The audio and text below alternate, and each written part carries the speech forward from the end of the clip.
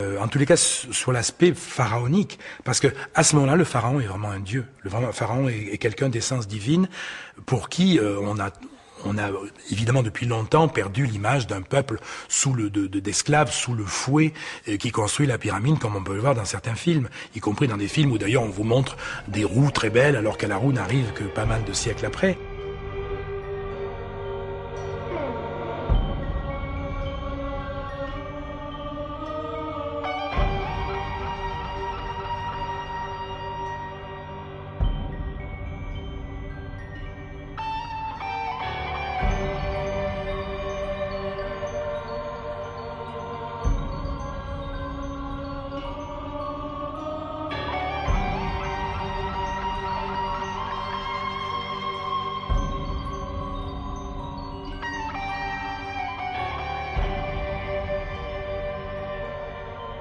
La personne du roi était tabou. Toucher le roi même par inadvertance était passible de mort. Donc c'est le moment probablement où le pharaon est le plus pharaon de toutes des 3000 et quelques années, même certainement, des 3000 et quelques années de la civilisation égyptienne.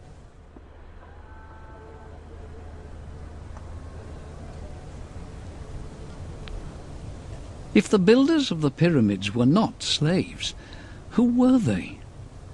For a long time, modern archaeologists have been trying to find out.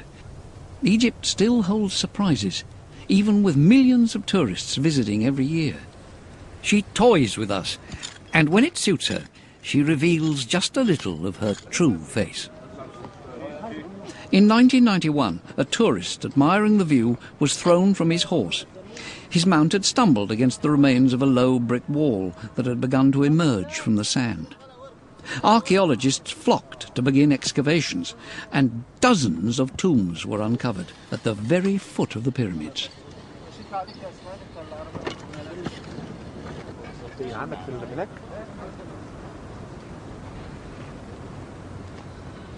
Supervised by the site conservator, Zehi Hawes, these digs radically changed our understanding of ancient Egypt. Among the many bones uncovered were objects used in everyday life, and among them were tools that were probably used in building the pyramids. The archaeologists' brushes also uncovered touching relics. Here, almost 4,600 years ago, men and women prayed for a glorious life in the next world after their deaths. The echo of that prayer is now being raised from the sand. This is the new tombs that we found. Very interesting tombs. You never see tombs like this only in Aswan at Qubbat al-Hawa. But this is a very interesting style because this is the first time that we know something about the common people, the ordinary Egyptians who built the pyramid. And this is why this discovery is amazing, because from each bone and from each stone you can know something about the people. Every day, the excavations yield something new. Since 1991, 600 tombs and over 1,000 skeletons have been found here. The task is enormous, but the archaeologists are in no hurry. They don't want to miss any messages from the past. As they work among the tombs, they maintain a respectful silence.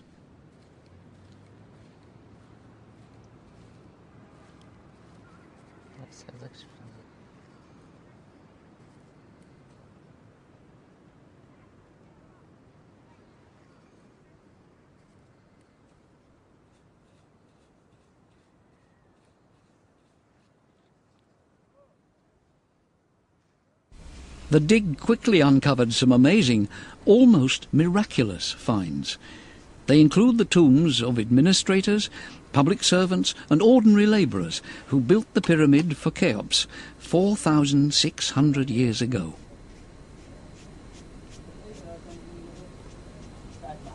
But what can these human remains teach us? Modern Cairo goes about its business oblivious of the fact that the history of mankind is slowly being reconstructed at its heart.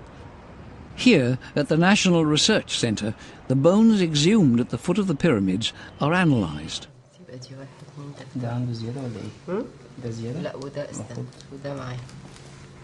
For Professor Azhar Sari-el-Din, these bones are tangible proof that the pyramid builders were not slaves. Each skull and each bone help her reconstruct lives from thousands of years ago. For example, her painstaking autopsies reveal signs of ancient surgery.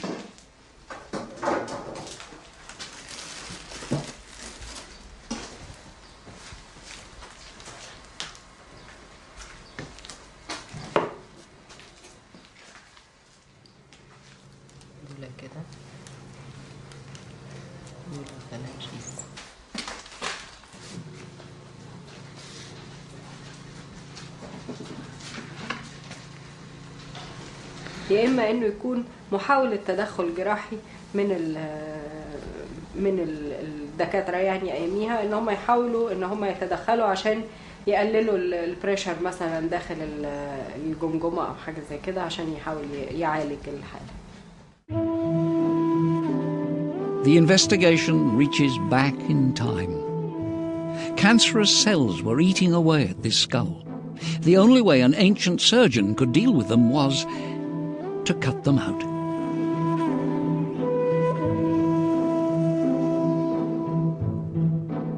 With patient detective work, the anthropologists reconstruct what happened to the bones. This arm bone suffered multiple fractures. It still shows the signs of a procedure to put it back together. The patient not only had to wear a splint, he also needed a graft to help the bones re-knit. X-rays confirm the diagnosis. 5,000 years ago, this man underwent a long and complex surgical procedure.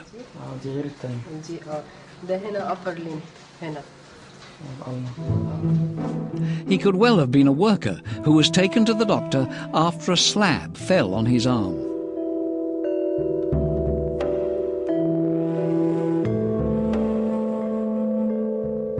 Would a slave have got that kind of care? Another discovery revealed new information when archaeologists exhumed the remains of a mother and her young child.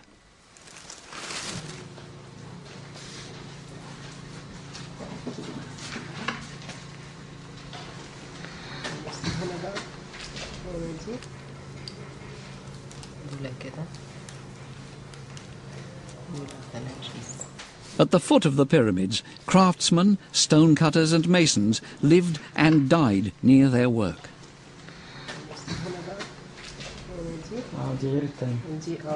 طبعا احنا اول ما توقعنا ان احنا هنلاقي مجموعه من الرجال فقط وان هم هيقوموا بالعمل بس من الصدفه ان اول هيكل تم اكتشافه كان هيكل لسيده فده اللي خلانا طبعا نغير الفكره دي خالص ونبدا ندور نشوف فعلا هل نسبه السيدات دول هتكون قد ايه بالنسبه للرجال وهل هم فعلا مجتمع مستقر ولا جايين فقط عشان الشغل.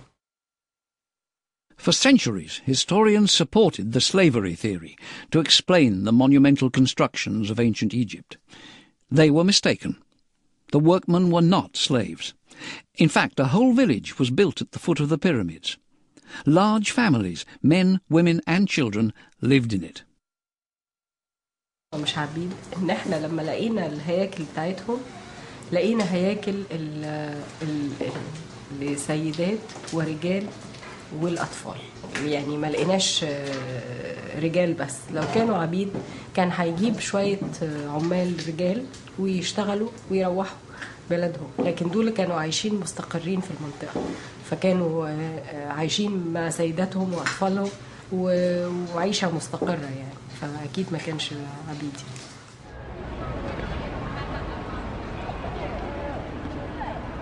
The British Museum in London. Researchers here have delved even deeper.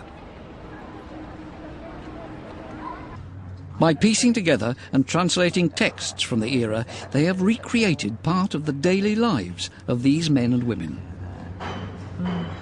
That's why there's not many sheep joins on here, aren't there? I think it's very good quality papyrus, so they're probably quite. They might just be long sheets. Or do you think they could have? Yes, good. Yeah. And the heart of it's lined up beautifully.